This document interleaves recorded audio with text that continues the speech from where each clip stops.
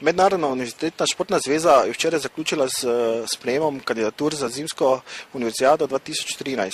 Kot se je izkazalo, je mesto Maribor edini kandidat, kar pomeni že, da bo Maribor nesporno organiziral to univerzijado. Po prvem neuspelem poskusu je seveda veselje neizmerno v Mariboru, zato smo tudi obiskali predsednika Slovenske univerzitetne športne zveze, dr. Kogovnika. Dr. Kogovnik, se nam še lahko izmakne organizacija te univerzijade? Skoraj ne, ker pravzaprav končno odločitev seveda bo sprejel izvršni odbor Mednarodne univerzitetne športne zveze v Bruslu 31. maja, vendar glede na to, predvsem glede na to, kaj smo s prvo kandidaturo pokazali, menim, da in če jih prepričamo, da še vedno stojimo pravzaprav za to vrstno logistiko in organizacijsko shemo, mislim, da se izvršni odbor ne bo mogel drugače odločiti, kot podeliti dokončno kandidaturo Mariboru. Kako to, da je Maribor edini kandidat?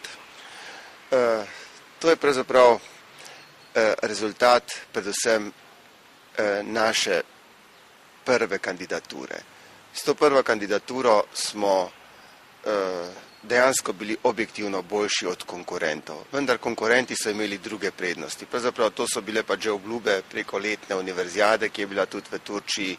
V glavnem veliko prednostov v tem smislu imeli in v tej proceduri, v tej naši bitki smo pokazali na vse pomanjkljivosti ene objektivne demokratične procedure, izbire in tako močno smo pravzaprav delovali in tudi smo pravzaprav tako že dobro umeščeni v FISU-ju, da je pravzaprav FISU na ta pritisk in seveda tudi pritisk Rusov spremenil pravila natečaja in je pravzaprav želel popraviti napako za nazaj in je dal dejansko samo pol leta časa za nov proces in seveda noben resen organizator, nobena resna država se pravzaprav v pol leta ne more organizirati, da spelje pravzaprav eno vsebinsko in proceduralno proceduro na nivoju parlamenta in vlade, da resno pravzaprav vstopi v ta projekt kot resen konkurent in zaradi tega so pravzaprav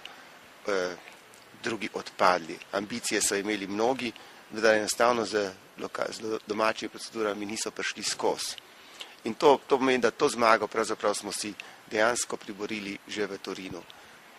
Tu bi želel poudariti seveda, da je to pač objektivno dejstvo, ki se je zgodilo, vendar seveda, če ne bi imeli tako, bi rekel, močne podpore in pravzaprav ambicije in seveda tudi želje, predvsem mestne občine Maribor z županom, da se nadaljuje in seveda tudi z županom Ruš in kasneje Zreč.